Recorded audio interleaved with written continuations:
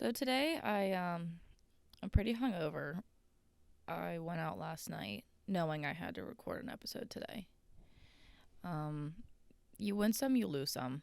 And today I'm losing some. But that's just how today's going to roll. And it's cold and I have to sit by my window for filming purposes.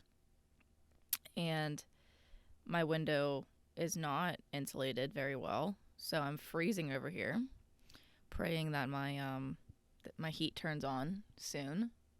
I have it set to like 69 or 70 or something, which is what I usually have it. I think just sitting next to the window is just what is really doing it for me. Um I have, you know, I have a couple of points that I feel like I need to get off of my chest. Um you're gonna have to excuse this first, I don't know, 5-10 minutes. I'm gonna have to really get into the groove of things. I woke up not that long ago. And no, I haven't brushed my teeth. Have I chugged a shit ton of water? Yeah. Um and okay. I'll continue. I have to stay on track. I did wash my dishes, clean my kitchen, because I walked into my kitchen because I needed to get more water because I had chugged it all. This was like literally 30 minutes ago. I walk into my kitchen and it's a fucking wreck. And I'm like, why? Like, what's all this, like, these black crumbs on my counter? And I'm like, touching it. And I'm like, if this is like somehow dried up rat poop, I'm gonna kill myself. That I'm like touching it and feeling it. And I'm racking my brain. I'm like, all I remember, like, coming home from the bar, what I remember eating was some leftovers from my dinner yesterday. And I was eating some of those. Actually ate a lot of it. And I was like, what the fuck is this? I was like, I didn't, what I ate didn't have black crumbs in it. I'm racking my brain and I remember sitting or standing like by my counter eating an entire bag of pistachios. Like, I just finished a whole bag. They had like they were still in their nuts, in their shells. And I just like remember not being able to get them open, so I would just put the whole thing in my mouth, crack it, spit it out, and then like just take the nut out.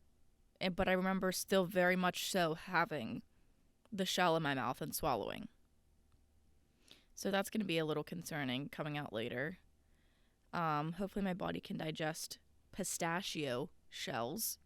If not, we're going to be in trouble. But I was just, I like came home and I was watching a TMG podcast. If you don't know what that is, it's Tiny Meat Gang. It's Cody Ko and Noel Miller's podcast. I'm like watching it, just like eating a bag of pistachios after I had just eaten my dinner leftovers, like 5 pieces of American cheese, and now I'm sitting there like eating a bag of pistachios. Whenever I come home from the bar, let me tell you, anything is up for grabs. Not meat, but I've been like pretty blacked out and been craving some meat. I hated that sentence. I don't know why my face is so itchy right now. Is that like a side effect of being hungover? Or I don't know how that works. But what I wanted to say earlier, I had a dream. I had a dream last night, and I have some pretty wicked dreams after, a night of drinking. And from what I remember, and you're going to have to bear with me here, from what I remember, I was like it was like my college town, or my dreams version of my college town. And I'm running through it with my best friend Elena, and there's this big woman. I'm like a small. I'm small. I'm like the size of a child, and there's this bigger woman that I don't know her. It was just a random character in my dream chasing us, and like she's like punching Elena, and I'm like, holy shit, like, and Elena's stronger than me, and but like I'm just like, holy shit, like I'm fucked, because if Elena's getting the shit beat out of her, I'm dead. I'm dead on the spot. So I'm running. Elena somehow, like, you know, fucking gets away, and I'm stuck. I'm like trying to calm this woman down. I'm like, hey, just like, let's just not fight. Can we just, not do that? Can we please just like talk it out and just like walk? She's like, no. And I'm like, oh my God. So she's chasing me, and I'm running for the hills, and she's like, I'm trying to hit her. I remember, like, we were in a standoff, and I had picked up like a wooden chair, and I was like trying to hit her with it, but I would stop right before I got to her face, and I was like, no, I can't hit you. I don't know why I was being so nice to this woman who was trying to beat me up, but I was just like, let's just talk it out. Meanwhile, she's fucking like about to wring my neck and KO me, and I'm like, I had resources. I had a wooden chair I could have, bashed on her head. But for one, apparently, I don't know why that wooden chair was just so heavy in my dream. And I also just, couldn't hit her in the face. I'm thinking maybe my brain just doesn't know what it would be like to hit someone, because I've never hit someone before. And so it just like, I would get so close to her face, and then it just like wouldn't hit her, because I just don't know what that would be like, I guess. Anywho. So we, and this woman she like changed a couple of different times throughout the dream, but it was like one of the scenes she was like my size, but then as soon as we were running again, she got like to her bigger size. Okay. And which it's so fucking weird how my brain works. But I'm like, we're sitting down, and I have this just like tiny slip dress, and I there's this like dad and kid nearby on their porch, and the kid is like facing us, and they're just like sitting on their porch at a table. And apparently this like little slip dress was like, oh, if you run in front of this little kid in this tiny little slip dress, like, you're fucked up. Kind of like, it was basically like I was naked in my dream. And so we just like sat there and waited for this kid to go back in. And I'm in my head, I'm like, holy fuck, like, this is my chance, because she's not gonna run, because she didn't want to get caught running with a naked woman, apparently, which, fair enough. I hope you guys are still staying with me here. But I'm just like racking through my brain what I like, the bits and pieces I remember.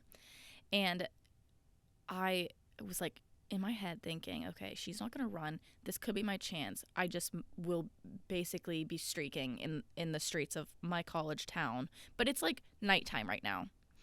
And I'm like, this is probably my best chance. So I'm going to take a run for it. So I'm sprinting. I'm running.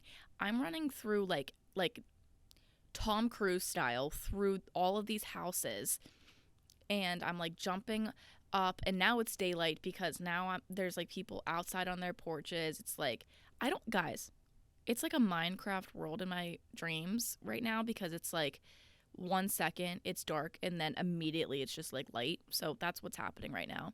And I'm like flying through everyone's porches, and I'm like beep bopping around. I'm like, excuse me. I mean, I was just like running for the hills. Like, I was scared of this woman because I knew she was going to beat my ass, probably kill me, and she wanted to capture me. So I finally run to the house that apparently my family was at. I'm crying. I'm telling them everything that happened. And somehow I end up back at this woman's house. And she has me again. She gets me captured. And I'm like scared for my life. I think I had left my purse there, and I think that was my reasoning. And I'm like, fuck, I'm back here again. Why did I come back here? So the mom and the dad, it was like a whole mystery thing, dude. It's like there are just so many tiny bits and pieces of this dream that just like made sense whenever I was, dreaming it. But trying to explain all of the little details is just like fucking impossible. I remember then I got a new character in my dream of like it was this girl that I used to go to middle school with that I haven't talked to since middle school whenever she moved away. And it's just like it really makes me wonder how my brain like just makes these little movies that I get to watch every night. I don't know. I've also been drinking instant coffee like a fucking Marines on active duty in Iraq. So it's delicious. I don't care. I love it. It begins with a B and it tastes like chocolate, and I have like a sweet creamer, and it tastes like marshmallows, and it's fucking delicious. And it's coffee. And it was like they're just like in these little packets, and like 6 of the packets was just like a little over $1. I was like, yeah, I'm gonna take you up on that. So I last night at our little like pregame, we were just kind of like hanging out at my friend's house. And we're all kind of, well, I'm graduated, but a lot of my friends, they're in their last semester of college. But there was this one other girl there who had graduated. And we're kind of just talking about like what's going on and like what we're doing job-wise, job hunting. And the one girl who's graduated she doesn't have a job right now, but she starts in like about a month, I think. And I'm like, oh, that's awesome. And I'm like, well, I wish I were in that. I'd rather not be working, but have a job lined up. No, I mean, I kind of do, but not really. And then like my friends who are still in college are like, I need to start applying to jobs right now. I need to have a job like right out of college. Like I need to find a job. Meanwhile, they still have January, February, March, April, like 4 months to do that. And look at me. I mean, I don't have a job, but I'm alive. And I'd still say I'm successful because I still, it's not like I don't want a job. I would love to have a job. I would love to be making money right now.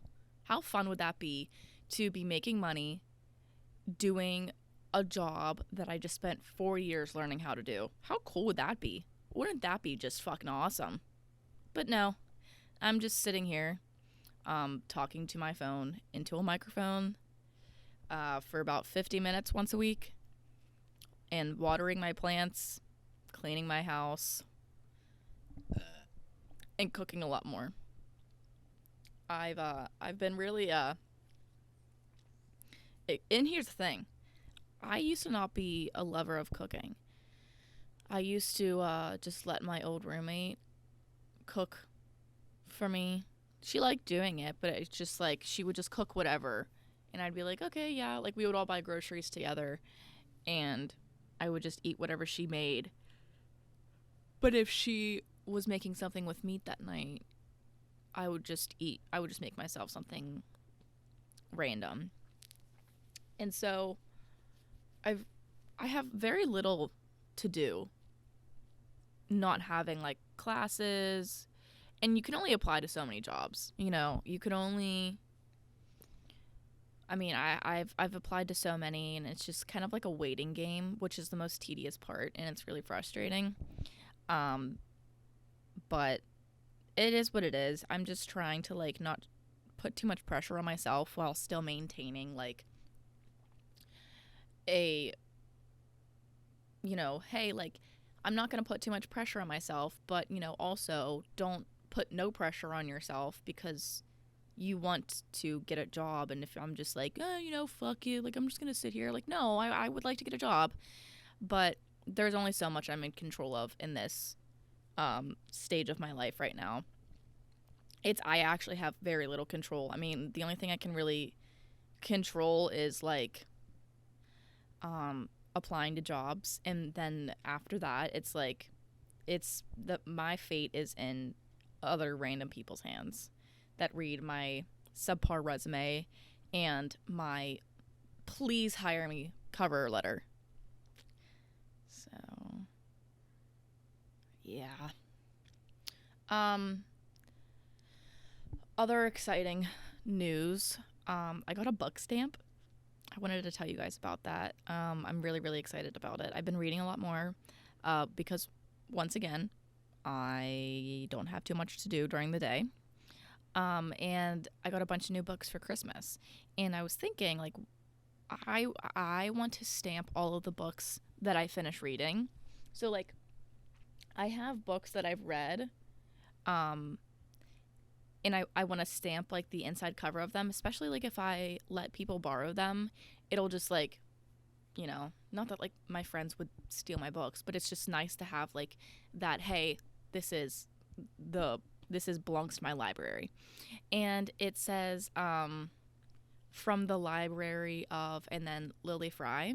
Underneath it, it's like in the shape of a circle, and then in the circle is like a yin and yang situation, but they're cats, so it's like the cats are intertwined, and it's like a black and white cat. So I'm really excited about that.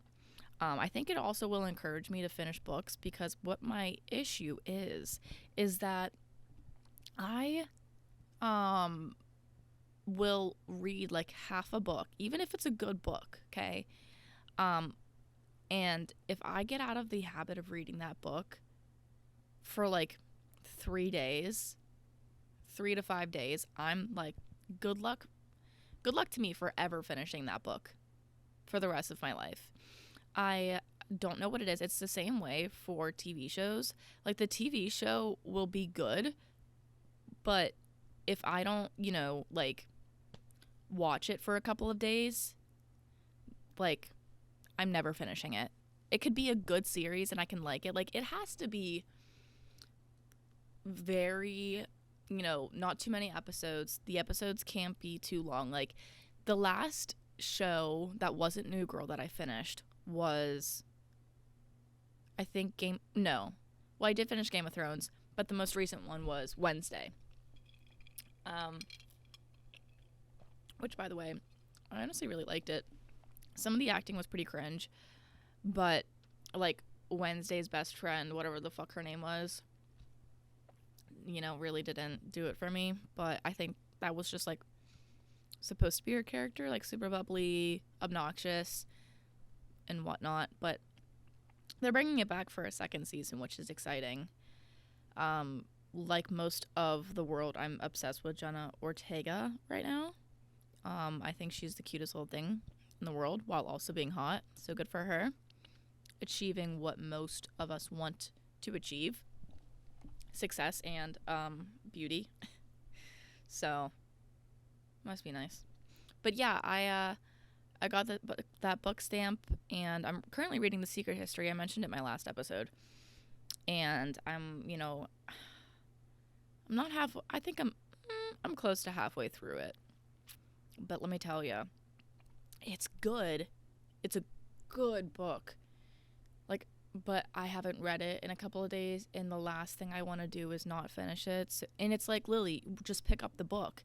It's like, I know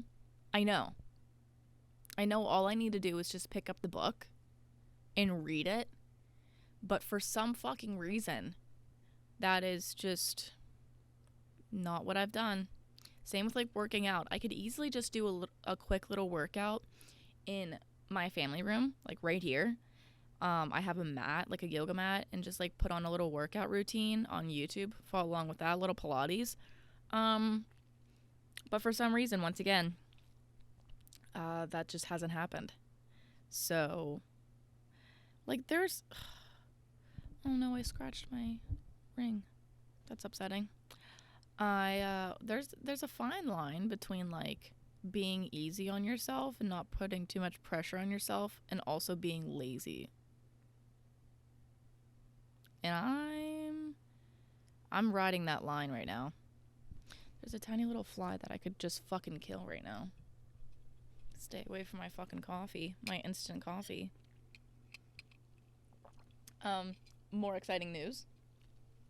I ordered some equipment for the podcast so I can have, and fingers crossed, it works out and I can figure it out and it is what I actually need. But to have guests. So I'll be able to, like, I'll have 2 mics that I've learned a lot since starting this podcast. Just like the technology and editing, like the tech aspect of podcasting. And it's been really fun, but sometimes whenever I have guests, the editing process becomes more of a bitch. So I think this stuff that I ordered should help with just like the overall quality of having a guest. And so I'll be able to have guests more frequently, because I know those are more fun to watch or listen to, because you can go back and forth, and it's just sometimes can get annoying just listening to my voice, which I totally get and I respect. Last week, I have therapy every Monday, and last week I was talking to my therapist about like my relationship with men and kind of just this like misandry that I hold in my soul. And if you don't know what that word means, it's basically like misogyny, but for men. So it's kind of like that I hate men, but like I actually just like think all men are going to inherently disappoint me, and they are just like the scum of the earth, which honestly is not fair. I came to terms in this session, but I wanted to share a little what I learned from that discussion. So basically, we determined that like I don't have a hatred and contempt for all men, but it's just the men that I've had experience with. So like just like this one group of men I have contempt for, because I have experience and evidence and reasoning to have this kind of contempt for.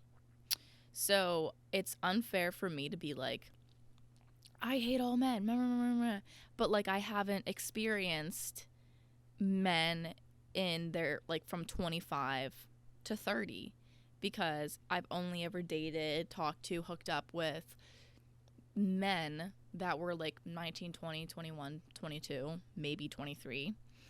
And they've all been in college, and all of these men are, they don't know what they want. I don't really know what I want. We're kind of in this boat of like, I'm kind of just fucking around. And she gave this analogy of it being like a pond.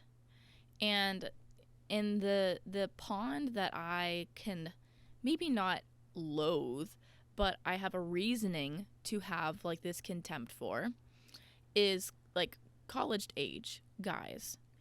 And this pond is kind of just like a catch and release. You find a guy, and it's a murky pond.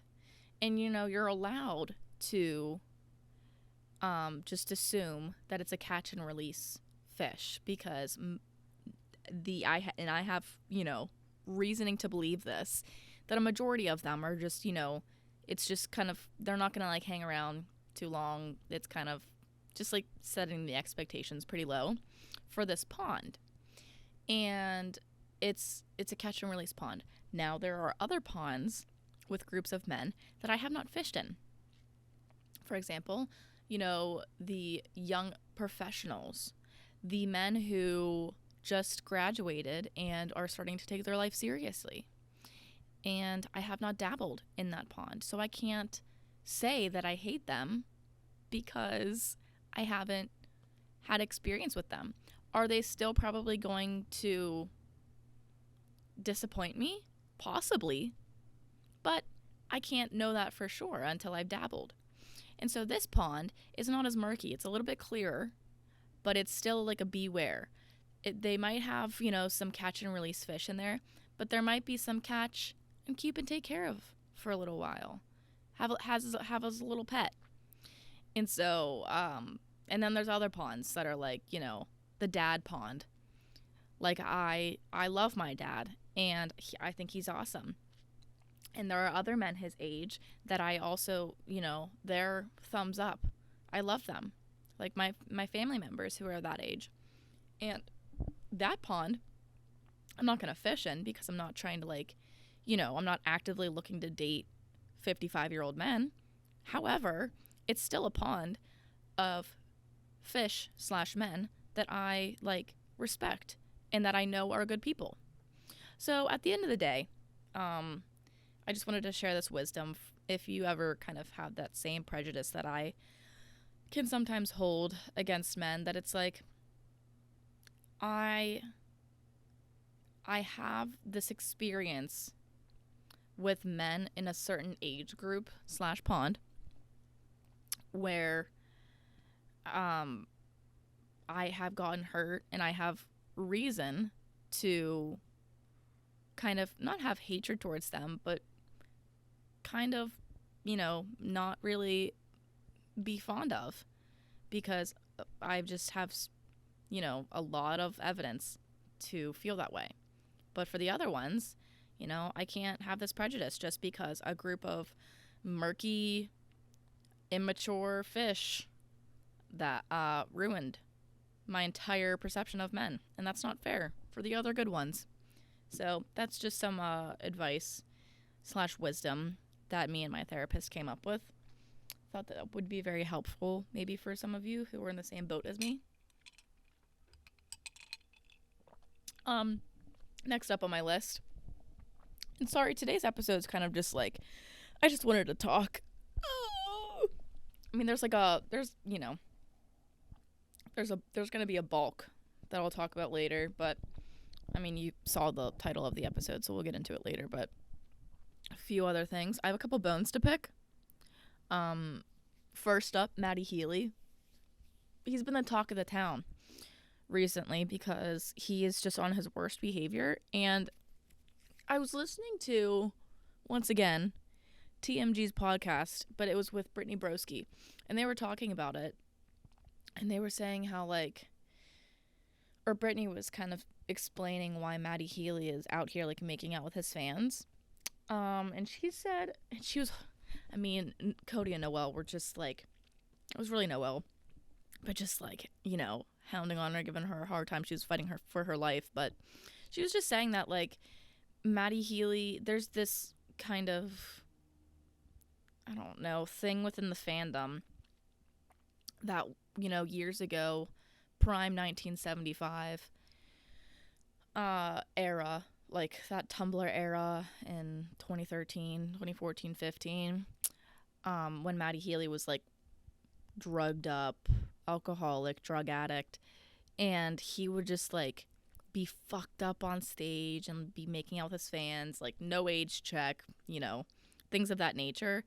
And it's that era is nostalgic for a lot of his fan base.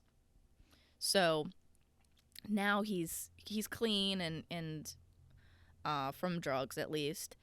And so she said that he's doing it kind of as a bit now, because it's nostalgic, because that's what he used to do. So she said he goes up on stage and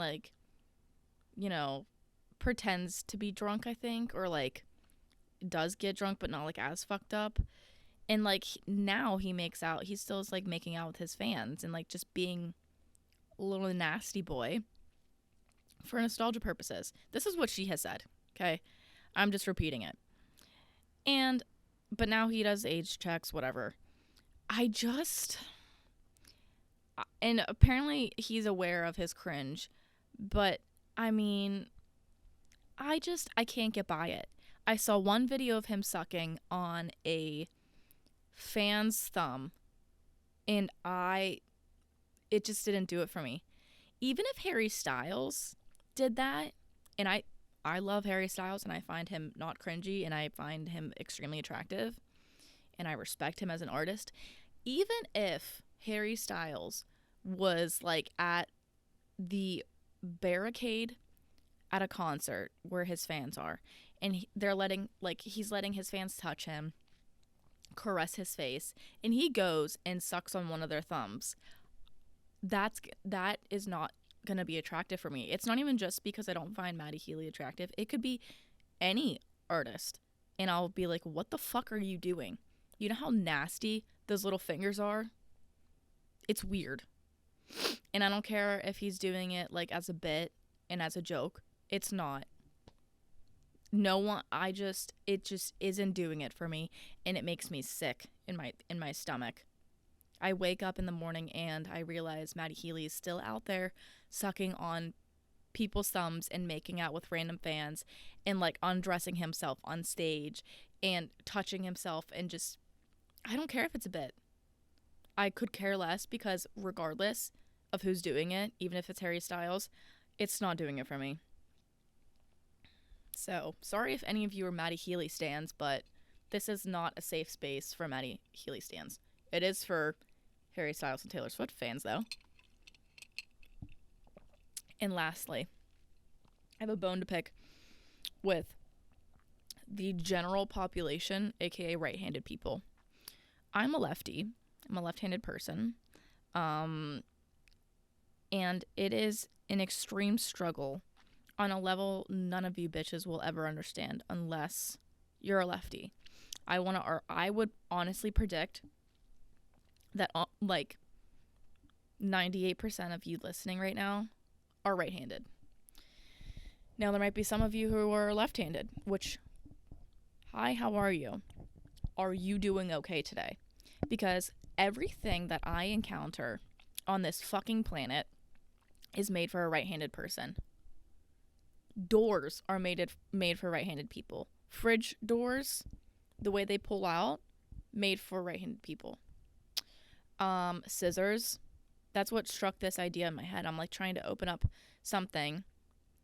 I was trying to open up my instant coffee packet, and it just, I mean, I'm used to it. This is nothing new, but it's just, it really, it pisses me off. Everything is made for right-handed people, and I'm so sick of it. Even like, I mean, I guess I could flip it around, but the way I have a little lamp that I just thrifted, and the little pulley thing to turn it on and off is on the right side. And you could say, oh, we'll just flip it around. But no, then the wire that plugs into the wall is going to be in the front, and that's not how it's supposed to be. So yeah, it was designed for right-handed people. And it's little things like that, guys, that really just fucking make me want to punch a wall or throw a chair in some random woman's face. All right, now to the more determined topics, aka my dating horror stories. I feel like this is a great kind of head nod to Valentine's Day coming up.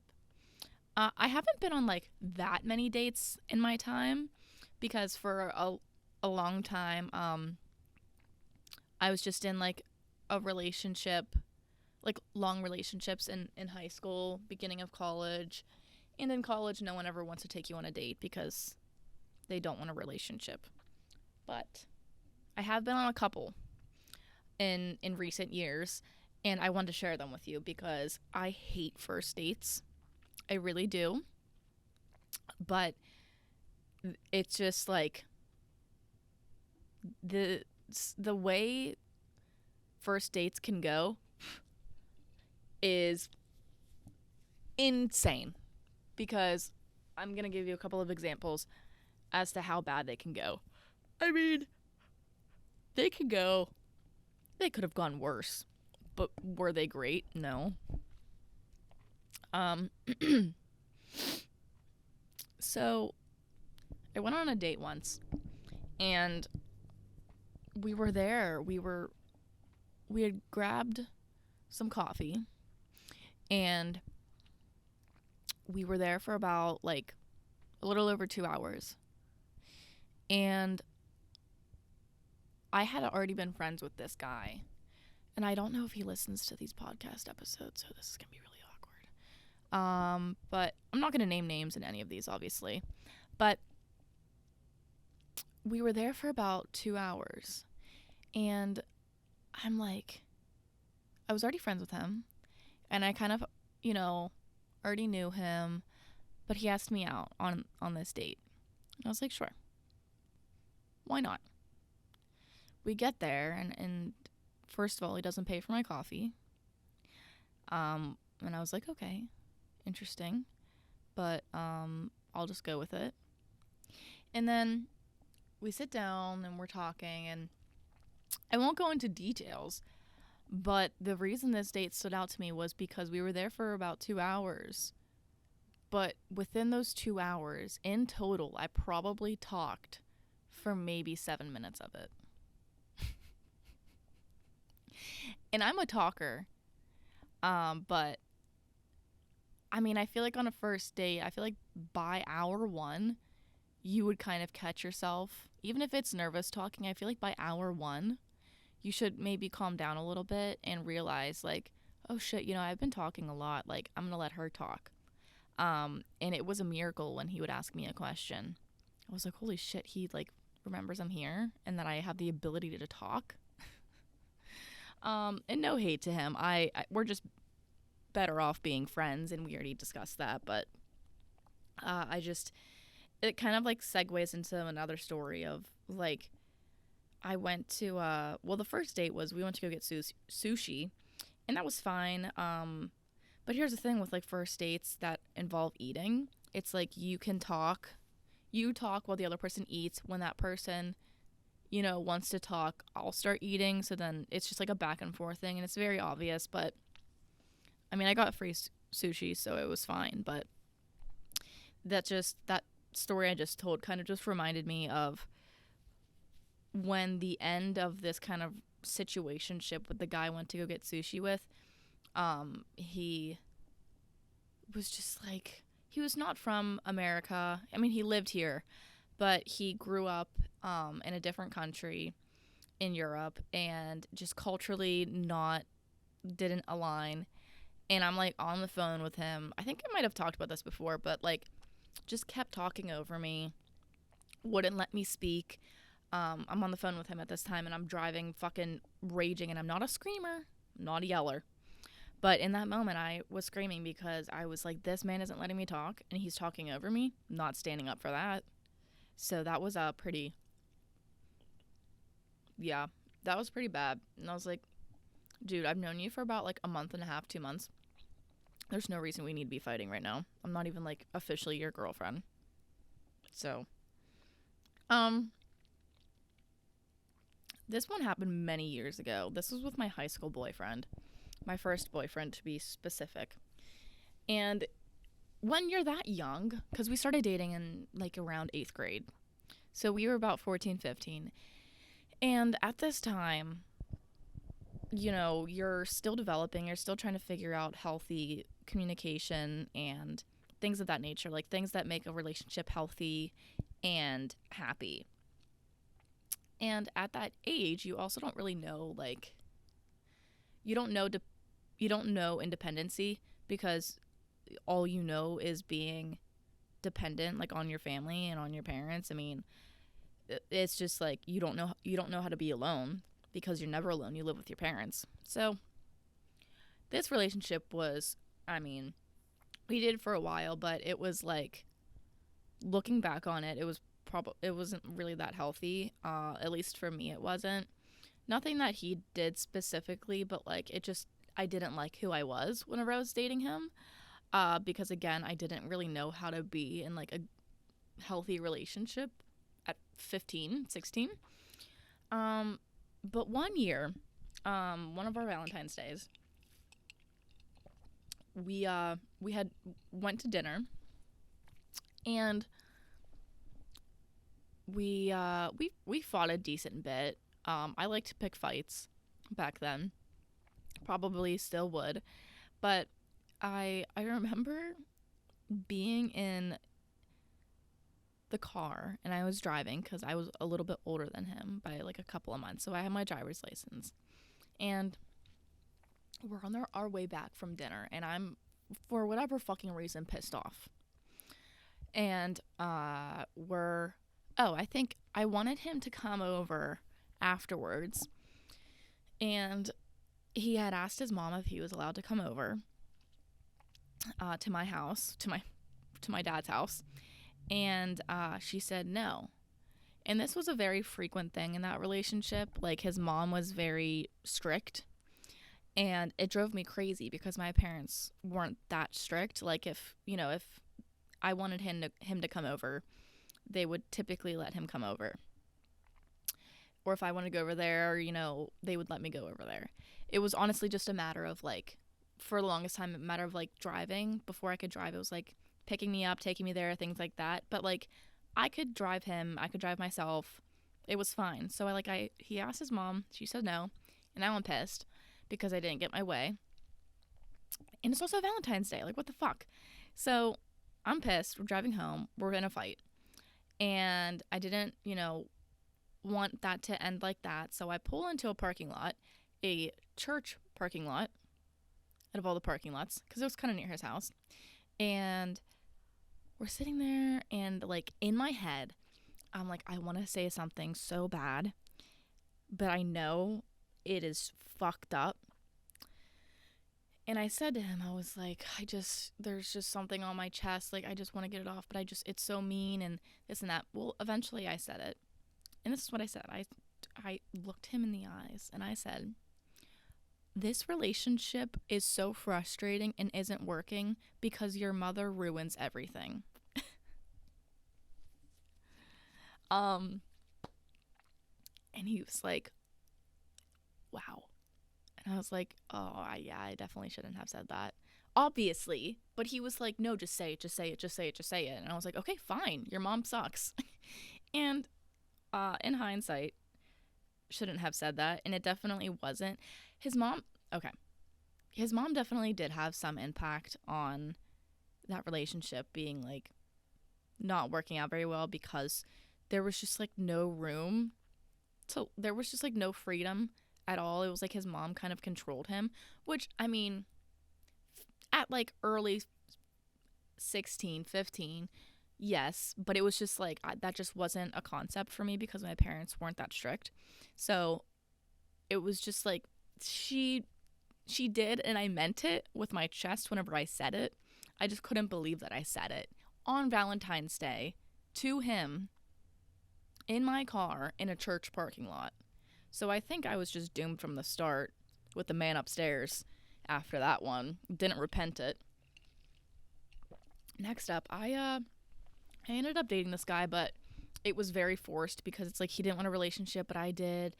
Also on Valentine's Day, just remembering this now, this was like 2 years ago, I told him I loved him. Or I was like, I don't know. I told him I loved him, and he was just like, I don't think I can get there. But this was a time period where I just like couldn't be alone. So I was just like, it's fine.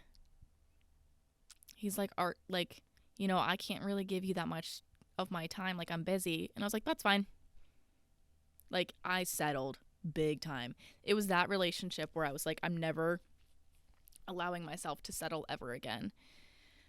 Have I since then? Slightly, but not as bad. But so basically this first date was, we went on like a little bit of a hike. It wasn't like a full hike, but it was, like walking around in one of the parks in town. And but it was like, I mean, I was breaking up a sweat a bit.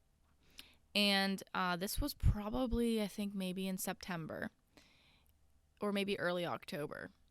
And I we were walking, and I was like thinking in my head, I'm like, what am I doing walking in, it was a park, it had trails, but what am I doing walking in the woods with a man I just met?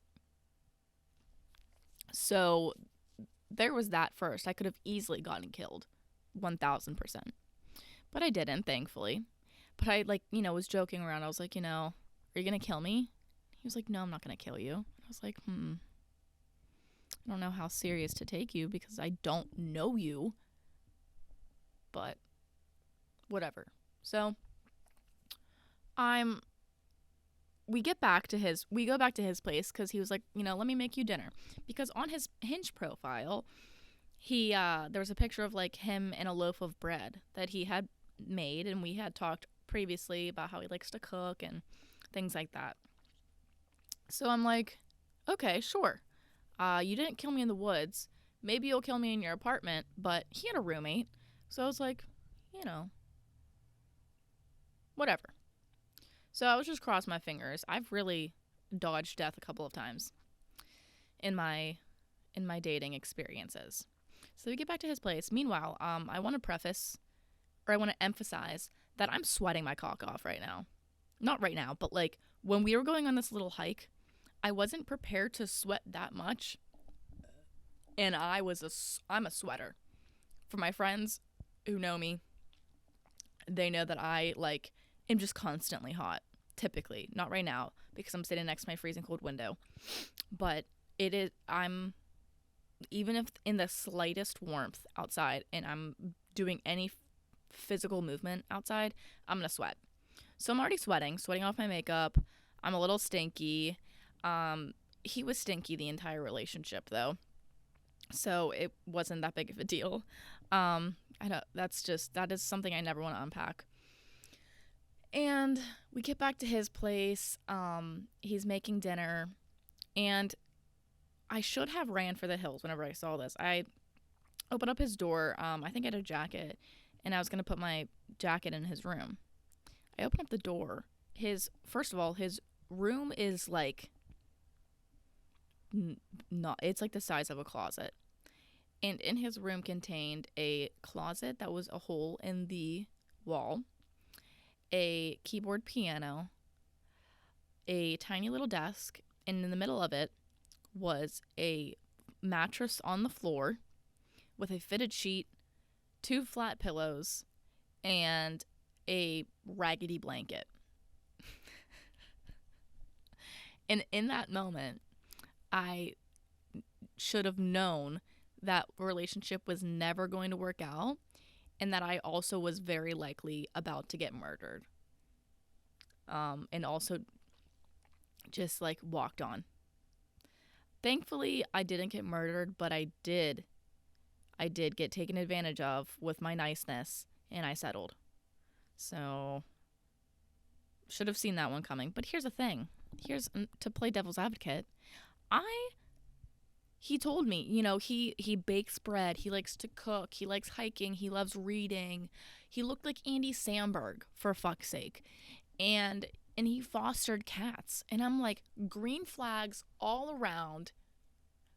This man has no red flags. No, he was a nice guy, intelligent, did like to foster cats, did like to bake bread. He was just emotionally unavailable.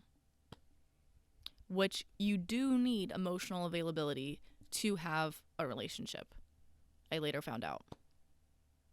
So if you didn't know that already, I'm telling you now.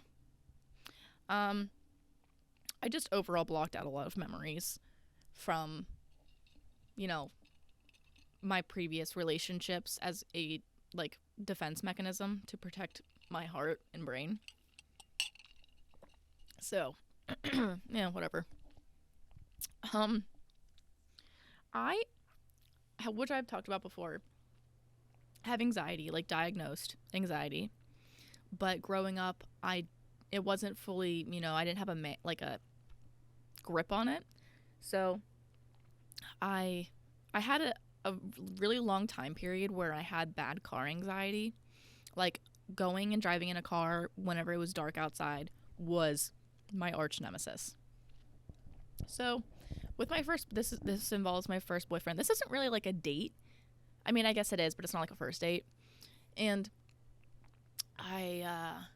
we were at homecoming dance. I think this was like maybe freshman year of high school. And or maybe it was, yeah, no, I think, it was freshman year. So I'm like, it's the end of the night and we're all going home. His mom or his dad was going to come pick us up.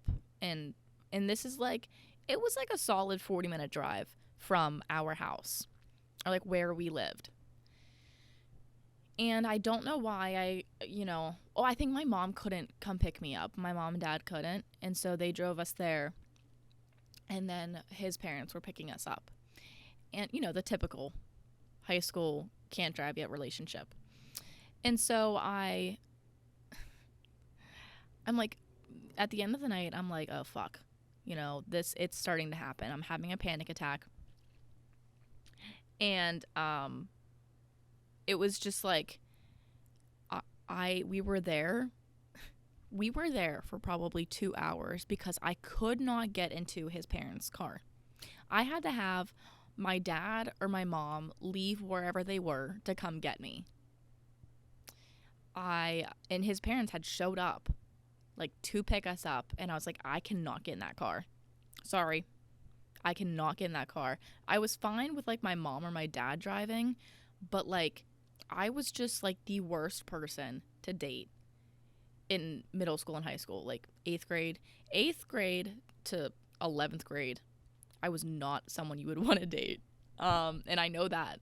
I'm very, very, very self-aware about it. And then this was with the same boyfriend. I dated him for a really long time. But this was towards the end of the relationship, and he has a lot of siblings. And I was talking to his older sister, who was pregnant at the time. And I still can't believe I did this. We were walking around their neighborhood, and he has like 50 trillion nieces and nephews. And I'm talking to her, and we're walking around, and she was talking about like baby names that she was thinking of. And we were kind of just like, I was kind of shooting out some names, and nothing like too serious. And she was like, oh, what if I named it this?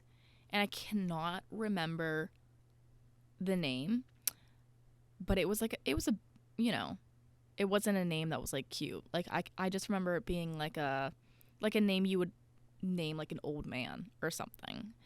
And I didn't like it, and I thought she was joking, and I was like, oh God, no. And she was like, oh no, I was like seriously considering that one. And I was like, oh my God. Because I like flat out was like, oh no, that's a bad name. And she was like, oh, well, I was like, really considering that one. And I was like, oh, okay. I mean, it was, like, that's good. I don't know if she ended up naming it that, but like, in that moment, I wanted to take a knife and rip all of my skin off, piece by piece, lay it out for it to turn into jerky by the sun. So, if you ever find yourself in an awkward position like that, just know I understand your pain, and just know it could be worse. You could get murdered on a first date.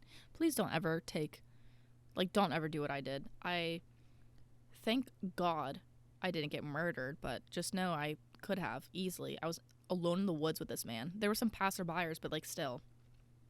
I mean, it was broad daylight, but still, at the end of the day, not smart on my part. Sorry, Mom, if you're listening. Easily could have gotten kidnapped, but we don't do that anymore. No longer doing hike first dates. So, but that's it. That's all I got for you guys today. Thank you for listening or watching, whatever you're doing. You can follow this pod wherever you're listening to it. Turn on the notifications for whenever I upload, which is every Tuesday. You can follow the pod on Instagram at Argue with the Wall, but the with is a W. And that's about it. So I'll talk to you guys next week. Bye.